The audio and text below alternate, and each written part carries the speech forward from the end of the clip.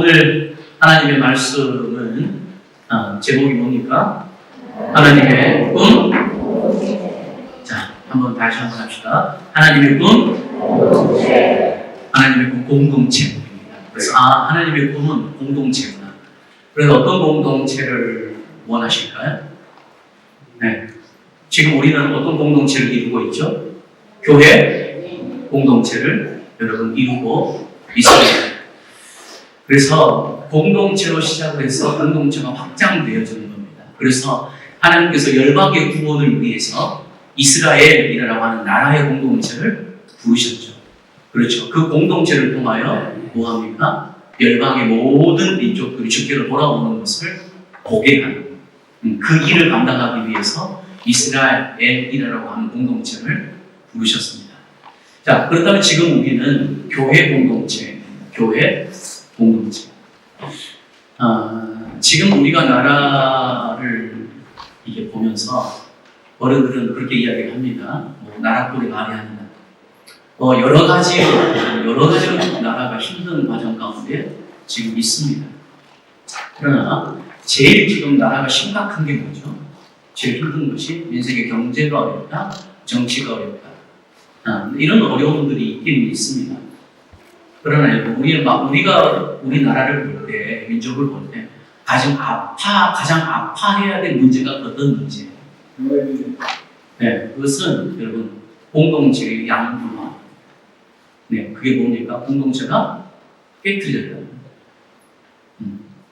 우리 민족의 특성상 지금까지 우리 민족의 특성상 가장 큰 특징이 뭐였냐면 세계가 주목하고 세계가 이해할 수 없을 만큼 위기 대처에, 그렇죠? 국난이 있을 때마다 가장 큰 힘을 발휘했던 게 뭡니까? 민족의식. 그게 뭡니까? 하나되는 것이었어요. 우리는 공동체의 하나다.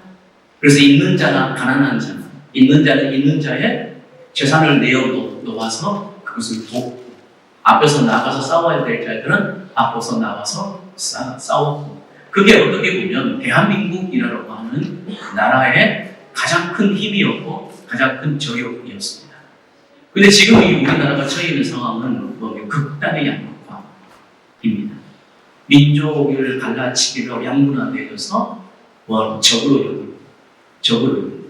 이런 부분들, 오히려 38선의 어떤 경계보다 더 큰 경계가 이루어져서 이 공동체를 파괴시키는 것이 지금 굉장한 큰 위기 가운데 여러분 있습니다. 우리는 더불어 이 공동체에 대한 현실을 아파하면서 우리는 지금 한국교회를 바라보며, 한국교회 성도들을 바라보며 한 가지를 더 생각해야 하죠. 과연 한국교회는 이 공동체에 대한 하나님의 부르심에 대한 이 공동체 의식이 있는가? 멀리 갈 필요도 없이 오늘 제가 이 본문을 말씀을 들고 서는 것은 늘사랑 교회의 공동체 이론 오늘은 5입니다. 나이가 어린 우리 유치부부터 우리 작년에 우리 노년에 이르기까지 우리는 늘사랑 공동체로 오는 이 자리에서 있습니다. 그리고 지금껏 지혜가 이야기했던 것처럼 늘사랑 교회 공동체 안에서 우리가 함께 기뻐하고 때로는 함께 아파하고 그 공동체 안에서 우리가 이렇게 훌륭하게 잘 성장해 왔습니다. 그래서 우리가 이 교육 공동체의 이론으로서 나는 이 공동체에 정말 공동체의 일원으로 있는가? 아니면 나는 아직 늘사랑 공동체라고 하는 공동체가 속해 있으나 나는 공동체 밖에서 지금 내 삶을, 내 마음을, 신앙을 하고 있는가? 이거에 대한 점검이 오늘 저와 여러분 가운데 여러분 있기를 원합니다. 제가 교회를 어쨌든 개척교회, 중형교회, 대형교회를 계속해서 거치면서 제가 여러 번 이야기했죠. 가장 마음 아팠던 것은 왜 교회 공동체가 하나 되지 못하고 어려움을 겪고 왜 이렇게 시끄러울까? 공동체 왜 안에서 서로 사랑하지 못할까? 끊임없이 이렇게 반목을 일으키는 이런 일들이 계속 되어질까라고 하는 이런 아픔들이 계속 있었습니다. 교회를 섬기면서 그런 아픔들은 참 많이 있었습니다. 그래서 교회를 개척을 해야 되겠다. 하나님께서 주신 마음도 그런 겁니다. 교회다운 교회라고 하는 것은 공동체다운 공동체. 그래서 어떤 분은 그렇습니다. 목사님 평생 교회를 다녔는데 교회라고 하는 소리는 들었는데 유독 늘 사람들이 공동체로 들어오면 교회라고 하는 이름보다 늘 성도들이 대표기도 할 때도 공동체, 늘 사람 공동체라고 하는 이 부분들을 참 이야기하고 강조하는 것을, 그리고 말만 하면 우리라고 하는 공동체, 나보다는 우리라고 하는 공동체를 꺼내는 이 교회는 제가 처음 봤습니다. 그렇게 말씀하신 분들도 여러분 있습니다. 그래서 가장 교회다운 교회는 어떤 교회입니까? 공동체다운 공동체. 이 공동체 안에는 뭐가 있습니까? 나는 없고 우리만 있습니다. 성경에서 오늘 이스라엘을 하나님께서 말씀하실 때 그 놀라운 결론을 말씀을 여러분 하시거든요. 그래서 지금까지 제가 우스갯소리로 그런 소리를 합니다. 제가 지금까지 개척을 하면서 모으는 성도들이 이 성도 모으고 저 성도 모으고 이 조건 들어주고 저 조건 들어주고, 그러니까 모으는 목회를 했다면 저는 500명 넘는 목회를 했었거든요. 모으는 목회, 오는 사람마다 다 받아줬다면, 그리고 그 사람들의 요구를 내가 들어주는 목회를 했더라면 아마 지금보다 숫자적으로 지금보다 훨씬 더 많은 목회를 할 수 있었을 것입니다. 그러나 제가 과연 경계하는 게 뭐였냐? 공동체를 파괴하는 사람들이었어요. 저를 공격한다든지 뭐 어떤 불편한 소리를 한다든지 이런 것들은 얼마든지 견디고 넘어갈 수 있습니다. 그러나 제가 가장 괴로워했던 것은 뭐냐? 공동체를 훼손시키고 공동체를 파괴시키고 공동체와 다른 소리를 하고, 이런 부분들에 대해서는 철저히 경계를 했고 그런 사람들과는 함께하지 못함에 대한 결론을 잡고 제가 이르렀어요. 그래서 사실은 숫자와는 상관없이 지금 우리가 꿈꾸는 공동체로 지금 달려가고 있는 것 같습니다. 그 부분에 대해서는 어떤 후회도 없습니다. 오늘 성경은 이스라엘 공동체를 이야기를 합니다. 이 이스라엘이라는 공동체가 여러분 이집트라고 하는, 우리 어린 친구들이 있어요. 애국 그러면 잘 모르니까 이집트라고 하는 나라에 종살이를 하다가 하나님의 전적인 은혜로, 하나님의 전적인 은혜로 더 과거까지 가자면 아브라함과 약속하신 대로 거기에 430년의 종살이에서 그들을 뭐합니까? 이집트, 애굽하죠. 애굽에서 탈출하게 합니다. 그때 있었던 유명한 절기가 뭐죠? 6월절 절기입니다. 그리고 홍해를 건너서 광야에 도착해서 광야를 가는 길이 있습니다. 그러니까 오늘 본문이 17장 가운데 있지만 불과 홍해를 건너서 얼마나 그 하나님의 역사하심이, 하나님의 그 영광을 바라보며 하나님의 일하심이 얼마나 대단한지 모세의 노래가 나오고 미리암의 노래가 나옵니다. 그렇죠? 그리고 이제 사흘길을 가다가 어떤 일이 있습니까? 마라의 쓴물, 마실 물이 없어서 이 마라의 이 물이 씁니다. 그런데 어떻게 합니까? 그 쓴물을 단물로, 마실 수 있는 물로 여러분 바뀌죠. 모세가 어떻게 해서 바꾸죠? 그렇죠. 여러분. 나무가지를 던져서, 하나님의 명령이죠. 나무가지를 던져서 그 쓴 물을 단물로, 마실 수 있는 물로 여러분 바뀝니다. 그 모든 것은 다 구약의 뭡니까? 지금을 이야기하는 거죠. 저와 여러분의 인생은 마라의 쓴물입니다. 누가 우리 인생을 마십니까? 그렇죠. 누가 우리 인생을 마십니까? 나라고 하는 이 인생을 마시면 사람들이 다 쓴맛을 내고 배타내는 인생이 우리 여러분 인생이거든요. 그런데 뭐합니까? 십자가, 예수 그리스도의 그 십자가로 통해서 그 나무가 그 쓴 물에 던져짐으로 말미암아 그가 단물로 바뀌어졌던 거죠. 저와 여러분의 인생은 예수 그리스도의 십자가를 통해서 우리가 달라진 인생들이 되어졌잖아요. 쓴 물을 내는 인생이 아니라 뭐합니까? 예수 그리스도의 복음, 단물을 내는, 살리는 물을 내는 인생들로 바뀌어지는 역사가 있는 줄 여러분 믿습니다. 지금 구약은 다 그런 걸 지금 이야기를 우리 가운데 하는 겁니다. 그리고 여러분 이들이 배고파서 또 무슨 불평을 하잖아요. 애굽에서는 우리가 끓는 가마에서 이것도 먹고 저것도 먹었는데 우리를 왜 하나님과 모세가 우리를 왜 이끌어내서 우리를 배고프게 하느냐라고 이야기합니다. 난 우리는 애굽으로 돌아갔으면 좋겠다라고 이야기할 때 하나님께서는 아직 믿음이 부족한 그들에게 무엇을 허락하십니까? 여러분들이 잘 아는 대로 만나와 매출하기를 허락을 하십니다. 그리고 나서 또 그것을 경험하고 나서 오늘 본문 신광야에 도착합니다. 신광야에 도착하다 보니까 또 뭐가 없어요? 물이 없어요. 물이. 또 마실 물이 없어요. 그 장소가 오늘 본문 17장의 1절에 그 장소가 어디냐? 르비딤.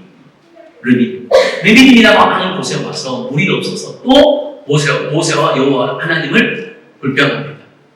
그들의 주특기가 뭡니까? 애굽으로 돌아가자. 애굽으로 돌아가고 싶다. 그래도 그곳에서는 마실 물은 있었고, 그래도 그곳에서는 먹을 것도 있었는데, 애굽으로 돌아가자. 자, 이게 저와 여러분 안에 있는 잘못된 죄의 중력이에요. 늘 우리 마음 가운데 있는 죄의 중력은 어떻게 합니까? 애굽으로 돌아가자. 애굽으로 돌아가자. 혹시 오늘 이 예배 가운데 나와 있는 여러분들, 아직 예수 그리스도를 믿고 있으면서도 과거의 삶, 아직도 그 이집트의 삶, 세상의 삶에 늘 기웃거리며 미련이 남아있는 성도들 여러분 있습니까? 우리는 이런 사람들을 가리켜서 별명이 있죠. 소금 기둥, 로세아니처, 소금 기둥. 그럼 또 그런 사람들은 말을 잘 만들어냅니다. 세상에 소금과 비슷하다고 했습니다. 저는 소금 기둥, 짠맛을.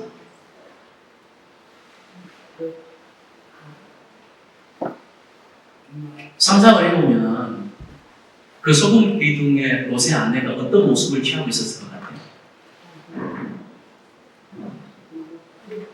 장담할 수는 없습니다, 여러분. 그러나 가라고 하니까 몸이 이쪽에 있어요. 몸을 가라고 하니까 남편도 가고 하니까 딸들도 가고 하니까 가기는 가겠지만 고개는 어디가 있겠어요? 몸은 여기 있으나 고개는 여기 있습니다. 아마 소금 기둥의 모양이 성경에는 말하지는 않지만 우리가 상상해 보건데 그런 모양은 아니었을까? 우리 신앙의 방향과 우리 신앙의 얼굴의 방향을 한번 점검할 필요는 있습니다. 애굽이 그랬습니다. 애굽에서 탈출한 지금 이스라엘 백성들이 그랬습니다. 그럴 때 하나님께서 모세에게 반석을 쳐요. 그리고 물을 내요. 그래서 모세가 홍해 가운데 들었던 그 지팡이를 르비딤에서 반석을 칩니다. 그리고 그 반석에서 물이 나옵니다. 할렐루야. 여기서도 그냥 반석 아닙니다. 이것은 또 뭐합니까? 누구를 예표합니까? 예수 그리스도를 예표합니다. 신약 성경은 예수 그리스도를 뭐라고 얘기합니까? 만석 반석 대신 그분. 반석 대신 예수 그분의 몸을 깨뜨리신 그분의 피와 그분의 물을 우리가 마실 때 우리는 여러분 영생할 수 있는 은혜가 있는 줄 믿습니다. 그것조차도 예수 그리스도를 지금 가르치고 있다. 그런데 여러분 그들이 물을 마십니다. 그런데 오늘 성경 보니까 8절의 시작이 어떻게 시작되어져요? 그때가 언제를 의미합니까? 왜 이 르비딤의 이 이스라엘 백성들의 의도가 불순한가? 한번 들어보십시오. 7절에 이렇게 이야기하고 있습니다.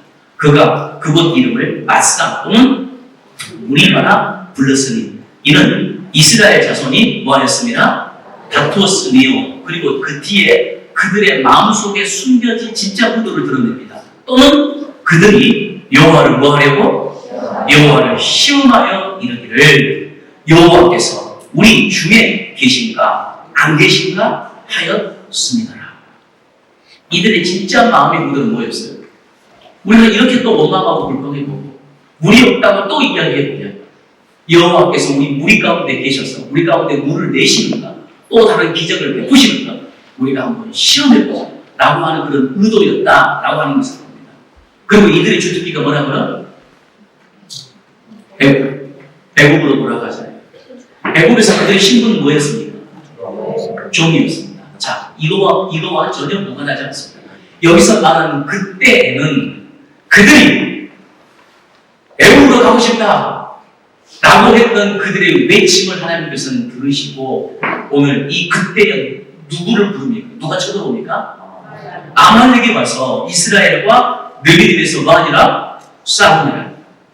아말렉은 광야에 거주하는, 여러분 어떻게 보면 산에 있는 산적과도 같고요, 바다에 뭐가 같아요?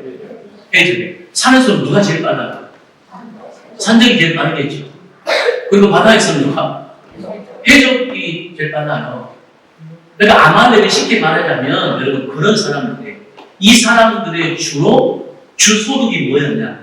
광야에서 말을 타고 이렇게 첨단 무기로 무장하고 있다가 광야를 지나가는 행인들이나 광야를 지나가는 집단들을 기습해가지고 그들의 물건을 뺏고, 그리고 이 사람들은 이 애굽의 종으로 팔아서 수익을 얻는 사람들이에요. 이해하셨습니까? 왜 아말렉이 나타났는지, 왜 아말렉이 나타났는지 아시겠죠? 이스라엘 백성들이 뭐라고 이야기했다고요? 우리가 애굽에 있을 때는 우리가 차라리 애굽이 낫다 그러니까, 그래? 그러면 한번 진짜로 다시 종으로 끌려가 볼래? 그래서 지금 이 아말렉이 나타난 거예요. 시편 여러분 81편입니까? 시편을 보면 근데 놀라운 것은 이 아말렉이 이스라엘 백성들의 어느 부분을 공격하죠? 여러분,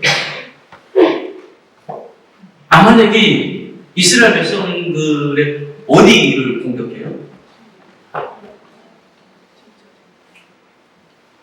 행진할 때, 대열을 갖추어서 행진할 때 가장 느린 사람들, 가장 약한 사람들의 집단은 그 행렬에 어디에 서게 돼요? 제일 후미에 서게 돼요. 후미에. 근데 여러분 시편의 기록을 보면 아말렉이 이스라엘 백성들의 어디를 공격했을 것 같아요? 제일 후미를 공격하죠. 가장 약한 부분, 가장 약한 사람들이 모여있고 속도를 낼 수 없는 사람들이 모여있는 그 후미를 공격을 했다라고 자세하게 기록을 하고 있습니다. 자, 그러면 행진에 가장 앞에 섰던 사람들은 누굴까요? 물론 지금 이 시기는 민수기의 말처럼 대형이 완전히 갖추어진 상태는 아닙니다. 그러나 가장 선두에 섰다는 것은 가장 건강한 사람들, 가장 이 집단을, 공동체를 이끌어갈 수 있는 사람들, 그러면 또 가장 전쟁을 만약 일으키는, 전쟁을 할 수 있는 능력들을 가지고 있는 사람들일 거예요. 그렇죠. 그리고 놀랍게 오늘 우리는 이 출애굽 이 장면만 보면은 딱 거기 하나에 꽂히면은 다른 것을 잘 못 보게 돼요. 우리가 오늘 이 본문, 우리는 딱 보면 무엇을 생각합니까? 모세는 산 꼭대기에 올라가서 두 손을 들고 아론과 홀은 양쪽에서 손을 받쳐주었어. 그래서 기도해서 이겼다. 여호수아는 군대를 이끌고 뭐하고 현장에서 싸우고, 모세가 손을 들면 이기고 손을 내리면 아말렉이 이기고, 그래서 손이 내려오지 못하도록 아론과 홀이 돌을 가져다가 모세를 앉히고 양쪽 옆에서 중보기도 함으로 받쳐주도록 이겼다. 그래서 여러분 기도함으로 이 전쟁은 이겼다. 맞습니까? 틀립니까? 맞습니다. 맞습니다, 여러분. 맞는데 이것은 깊이로 따지자면 한 허리 정도의 깊이밖에 안 돼요. 진짜 오늘 이 본문 가운데서 우리 가운데 말씀하고자 하는 것은 그 너머의 더 깊이죠. 그래서 우리는 뭐예요? 깊이 캐고 깊이 봐야 합니다. 이 학주에 고승훈 목사님이 그 오후 예배 설교를 했는데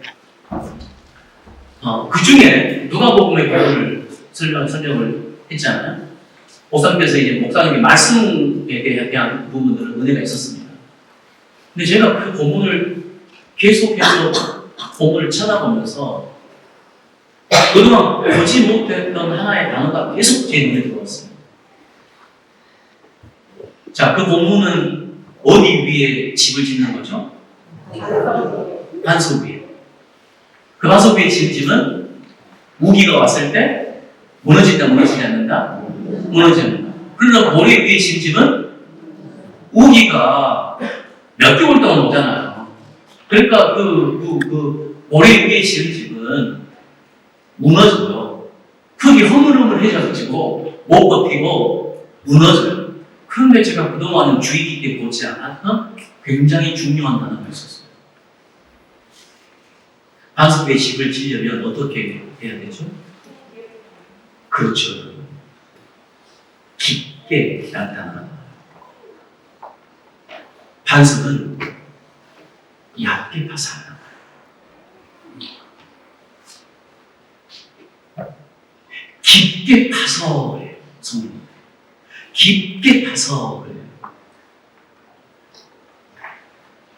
제가 가끔 쓰는 단어 있어요. 왜 우리는 이렇게 오랫동안 신앙생활을 했는데 우리 어른들, 우리 꼬맹이들 이렇게 이 어릴 때부터 모태신앙 이 어릴 때부터 그런데요. 이상하게 왜 이렇게 앉으셨어요? 창가의 끝자락은 주로 S가야. 다 연세 하신 너만 지금 이렇게 어렸을 때부터 신앙생활 해가지고 저렇게 어른들이 될 때까지 근데 왜 우리의 신앙은 우리가 보기에 잘하지 않는 것 같고 단단하지 않는 것 같고 왜 흔들리는 것 같고 왜 잘하지 않는 것 같고 열매 맺지 못한 신앙처럼 자꾸 느낄까요? 그게 진짜일 수도 있고 이건 한 가지 아닐까요? 그동안 말씀을 너무 얕게 이해했어요. 그래서 완전히 창수가 오면 모래에 지은 집처럼 무너지지는 않지만 비가 내릴 때마다 뭐 해야 돼요? 보수하고 수비해야 돼요. 비가 내릴 때마다 이쪽 무너지고 비가 내릴 때마다 이쪽 새가지고 또 보수 공사하고 또 보수 공사하고 보수 공사하다가 지금까지 온 거 아닙니까? 오늘 여러분 뭐라고 말씀하고 있습니까? 말씀 가운데 누가 보면 반석이 나올 때까지 뭐 하는 거예요? 깊게 파는 거예요. 깊게 파야죠. 그러니까 매일 하는 성경 큐티 묵상 여러분 대강하지 마세요. 깊게 파세요. 절대적으로 여러분 신앙은 누적되어져야 돼요. 축적돼야 돼요. 거기에서 여러분 강한 힘이 나옵니다. 매일 하는 큐티 묵상 대강하지 마세요. 깊게 하세요. 성경 읽기 오늘 몇 장 했다. 대담하지 마세요. 깊게 하세요. 뭐 나올 때까지. 그 말씀에서 의도한 진실, 의도가 발견되어질 때까지, 반석이 나올 때까지 또 깊이 파고, 또 깊이 파고, 또 깊이 파서 오늘 내게 하신 말씀이 이거구나 하고 내 마음에 딱 달라붙고 그 말씀이 나를 사로잡을 때까지. 그쵸? 그래서 오늘도 내 힘이 아니라 오늘 이 힘으로 내가 살겠구나. 오늘 그 힘이 내가 살겠구나. 갈증이 있다가 이온 음료 마시면 이온 음료 마시면 뭐합니까? 몸이 그러잖아요. 아니 또 오늘 이 자리에 술을 마시고 맥주를 마시고 하신 분 없으시죠? 말씀이 우리 인생에 그런 갈증을 해결할 만큼 오늘 하루를 살 수 있을 힘만큼 그 말씀을 뭐하라? 깊게 보라. 깊게 찾아내라. 할렐루야입니까? 오늘 이 이스라엘 백성들이 공동체가 그렇다는 거일까요? 아말렉이 제 후미를 공격했다고 나왔어요. 연합한 자. 자, 이스라엘 백성들이 몇 년 동안 정사를 했다고요? 400년, 430년.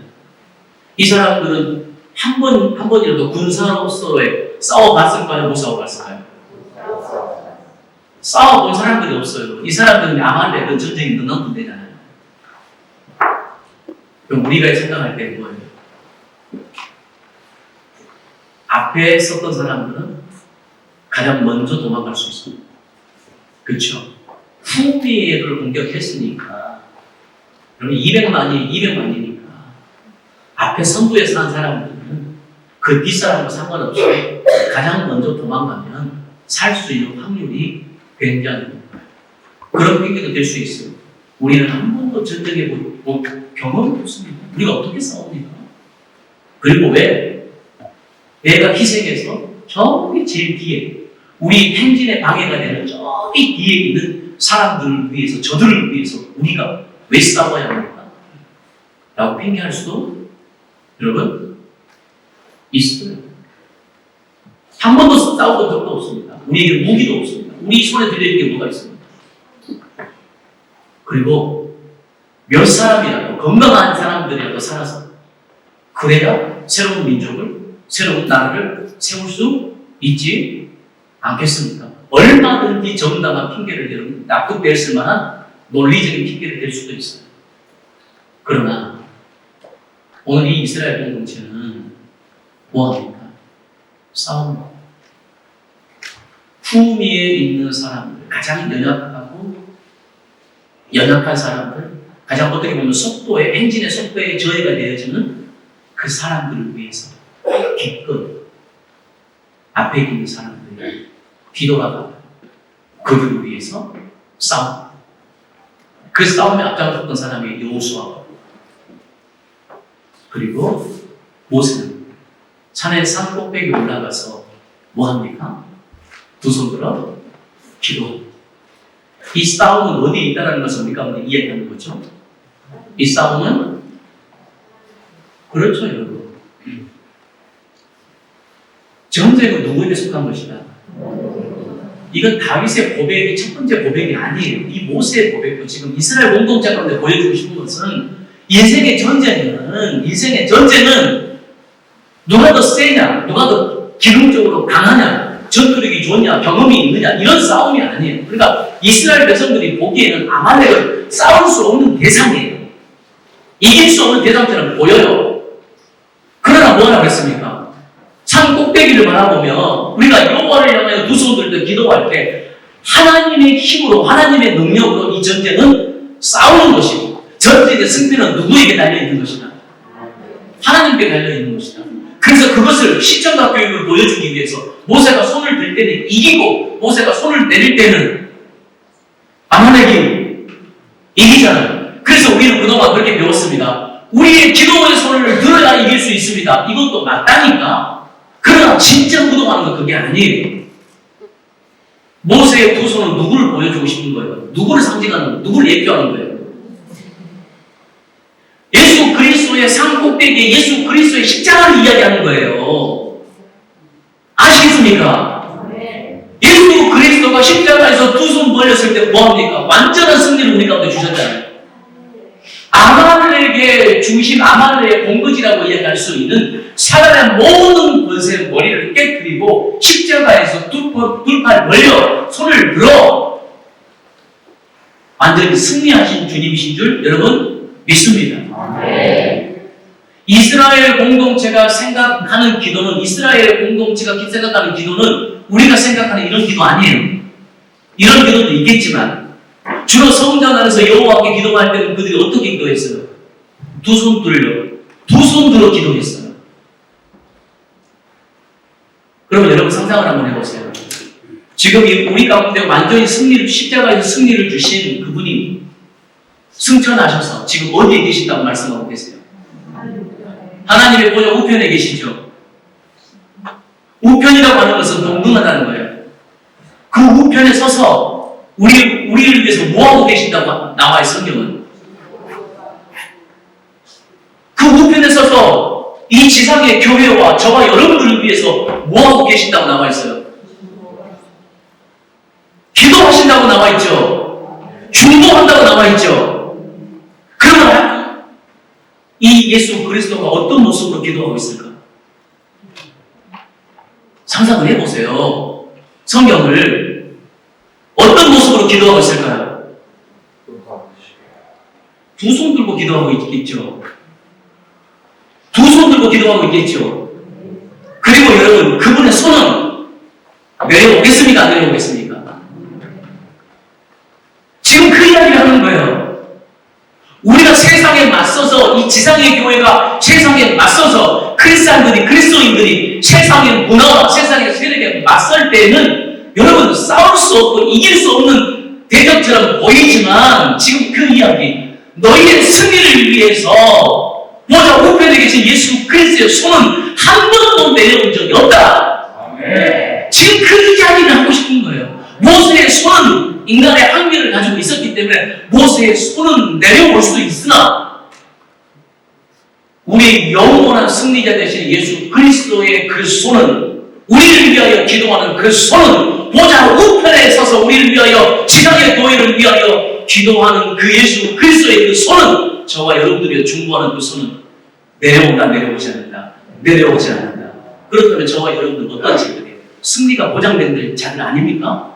네. 싸우기로 마음 먹고 세상이 아무리 강하게 보여도 싸우기로 마음 먹고 우리가 싸운다면 우리는 뭐하는 자들이에요? 승리가 보장된 자들이에요. 네. 지금 그 이야기를 하는 것입니다. 그 이야기. 오늘 놀라운 것은 이겼어요. 모세가 손을 내리지 않음으로, 양쪽에 손을 받쳐줌으로 이길 수 없는 이 아말렉의 전투 가운데서 여러분 이겼단 말이에요. 할렐루야입니까? 네. 현장에서 누가 싸웠다고요? 여호수아가요. 가장 앞장섰던 자들이 어디로 가서 가장 흥미를 뒀어. 연약한 자들을 위하여 기꺼이 싸웠어. 그들을 위해서 내 목숨 바치리라. 기꺼이 싸웠어.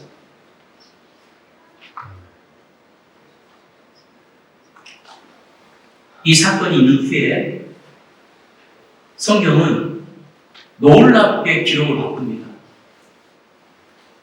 무슨 기록을 바뀌었냐면, 이 사건이 있기 전까지 이스라엘이라고 하는 이 공동체를 복수로 썼어요. 복수로 썼다가 복수, 공동체가 복수겠죠.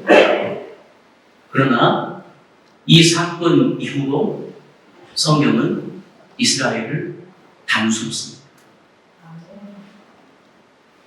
여러분 이해하셨습니까?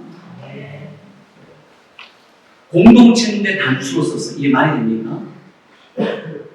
하나님께서 우리 가운데 뭘 원하십니까? 늘사랑 교회 공동체는 여러분 이렇게 전 세대가 모여서 우리는 복수라고 기록될 수 있어요. 각자의 마음이 나누어질 때.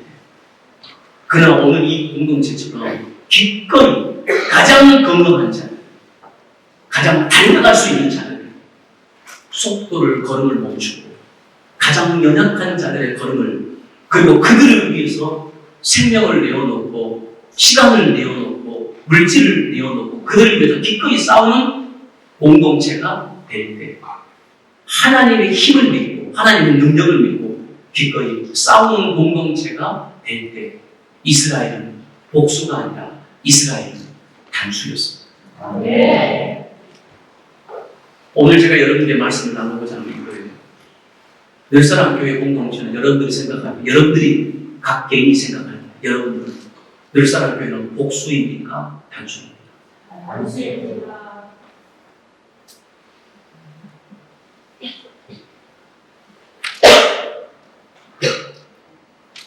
한 목회자가 교회를 시작하면서 계속해서 꿈꾸는 것은 교회는 복수가 아니라 교회는 단수이다.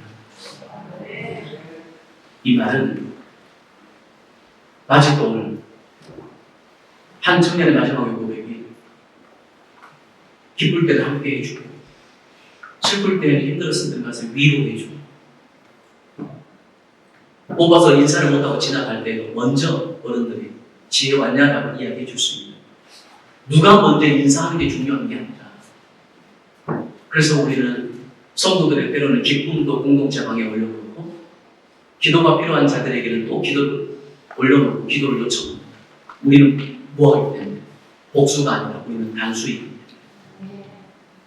저 사람의 아픔이 아니라 그것이 내 아픔이 되지. 저 사람의 기쁨이 아니라 우리는 우리의 내 기쁨이기 때문에. 한국의 위기는 공동체의 파괴, 더불어 여러분 한국의 위기는 진짜 이런 것입니다. 같은 교회 다니면서도 관심이 없어요. 오직 나밖에 몰라. 이게 뭐냐? 영적 귀차니즘이에요. 나 좀 내버려도 그냥 나대로 살게. 나만 생각하면 살게. 나대로 살게 좀 내버려도 나도 관심이 꺼. 여러분 죄송합니다. 이게 얼마나 사탄적인지 아십니까? 이게 얼마나 성경에 위배되어지는 사탄적인 생각인지 아십니까? 가정도 공동체, 교회도 공동체입니다. 말씀을 뵙겠습니다. 하나님께서 이스라엘 백성들의 행진은 뭐가 결정했어요? 그렇죠? 구름기둥과 불기둥이죠. 구름기둥이 낮에는 구름기둥이 그들을 보호하지만 구름기둥이 서면 이스라엘 백성들은 뭐 할 때까지? 그렇죠. 구름기둥이 또 앞에 갈 때까지 그들은 머물렀어요.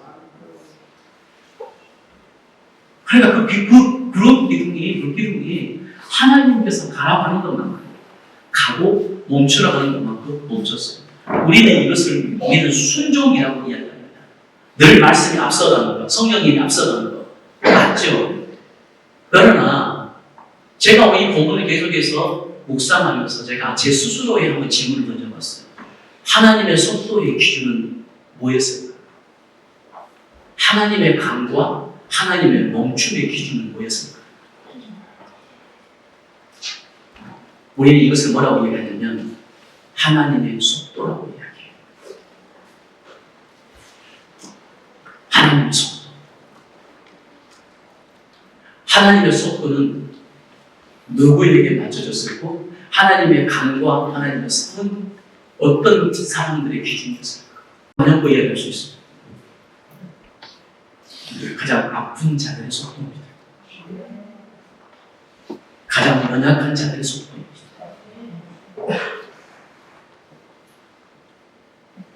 왜 이렇게 느리지? 저 사람들처럼, 저 후미에 있는 사람들처럼 왜 이렇게 느리지? 우리는 뛰어가고 달려갈 수 있는데 저들 그냥 외국에 놓고 간다면 그냥 방향에 버리고 간다면 우리는 진짜 가나안에 들어가서 우리가 꿈꾸는 그 파라다이스를 살아갈 수 있는데 왜 하나님은 이렇게 속도를 늦추실까? 왜 머물게 하실까? 그 하나님의 속도는 뭐라고요? 우리 교회 공동체 안에 달려갈 수 있는 사람들, 뛰어갈 수 있는 사람들 많습니다. 그런데 뛰어가고 싶으나 삶이 힘들고 마음이 힘들고 때로는 신앙조차 믿음조차 힘들어서 주저앉는 사람들, 거기서 울고 있는 사람들, 어쩌지 못하는 사람들 여러분 있잖아요. 때로는 우리가 그들의 속도에 맞춰야 합니다. 그게 뭐냐? 하나님의 속도라고. 그게 하나님의 속도. 때로는 왕보다 앞서서 엘리야처럼 비가 내리고 막 천둥이 치는데도 아합의 마차보다 앞서서 엘리야를 달려가게 하고 빛의 속도로 달려가게 할 때도 있어요. 그러나 오늘 우리는 하나님의 꿈은 나 하나의 몇 사람의 영웅이 아니라 하나님의 꿈은 공동체입니다. 여러분 어디에 있습니까? 서두에 있습니까? 후미에 있습니까? 그러니까 여기 선두에 있는 우리는 후미에 있는 자들을 위하여 싸울 수 있는 사람들이 되어야 하고 기꺼이 그들의 속도에 우리가 발맞춰 줄 수 있어야 하고 그게 하나님의 속도. 그래서 늘살렘 교회 공동체가 속도적으로 무엇을 이루었습니다. 이게 자랑하는 것이 아니라 주님의 부르심에 입을 때까지 우리는 하나님께서 주신 공동체 안에서 행복했습니다. 저는 이것을 고백하는 공동체였으면 좋겠습니다. 절대로 한 사람, 몇 사람을 희생시켜서 꿈을 이뤄도 된다고 생각하는 세상의 논리, 여러분 길을 막아야 합니다. 제가 금요일날 이야기했죠. 백성을 누군가를 희생시켜서 왕이 된다면 저는 그런 왕 하나입니다. 여러분 저는 그게 기독교 정신 아닙니까? 그게 기독교 정신. 진짜로 맞추려합니다. 요즘 한국에서 가장 인기 있는 인물이 누구입니까? 김정하 선생이죠. 네. 그 한약이 18세에 최연소로 18세에 거기 약방을 할 수 있는 그것을 합격을 해갖고 돈을 엄청 벌었거든요. 그의 전략은 이렇습니다. 가격을 낮추자. 최선을 다해서 한약을 하는데 가격을 낮추자. 서민들이 먹을 수 있도록. 근데 비싸면 뭐예요? 한제를 먹어야 효력이 있는데 비싸면 반제만 먹고. 효력이 나타나겠어요? 안 나타나겠어요? 가격을 낮추면 한제를 다 사먹고 효력이 나타나겠어요? 안 나타나겠어요? 그러니까 그분이 양맞추면 효력이 나타나는 거예요. 그러니까 그 곳을 찾으려고 줄을 그러니까 거기 시장에 오는 그 마을에 그 동네에 오는 버스의 절반은 손님이었다. 그러니까 그 동네로 오는 버스마다 그 버스에 타는 승객의 절반이 그 한약방 가는 사람들이었대요. 그러니까 돈을 얼마나 모았겠어요. 돈이 얼마나 그러니까 돈이 얼마나 많은지 학교도 세우고 할 거 아닙니까? 근데 그분이 그렇게 이야기합니다. 내가 다른 것으로 돈을 벌었다면 나는 다른 사람들처럼 호의호식하면서 먹고 살고 나는 부끄러움이 없을 것이다. 나는 그렇게 살았을 것이다. 근데 나한테 찾아오는 대부분의 사람은 가난한 사람, 아픈 사람입니다.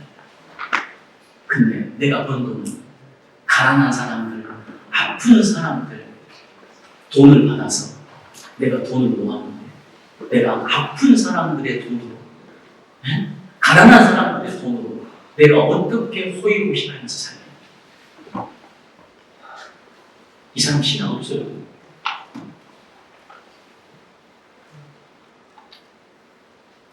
그러면서 그 돈을 모았습니다. 사회의 공동체에 환원하는 것이 다시 그 사람들을 위해서 쓰는 것이 본인은 맞다는 것입니다.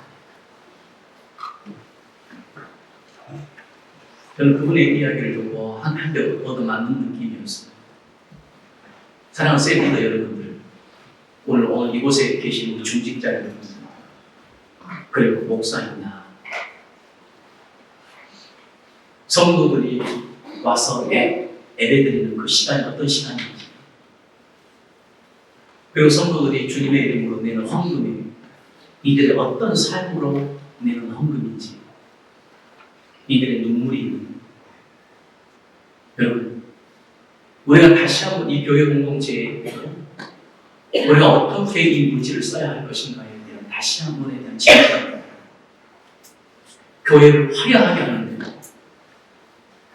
이렇게 쓰여지는 것보다 다시 성도들의 아픔과 성도들의 눈물과 성도들의 병든이 있는 곳에 다시 환원되어져 다시 하나님의 치유로 사용되어지는 그런 은혜. 오늘 야외에서 이 아름다운 야외에서 우리는 하나님의 꿈 뭐라고요? 공동체. 별 사람은 교회를 넘어서 공동체여야 돼요. 오늘 다시 한번 이 교회에 대한 진지한 꿈 있기를 여러분 주님의 이름으로 축원합니다. 기도하겠습니다.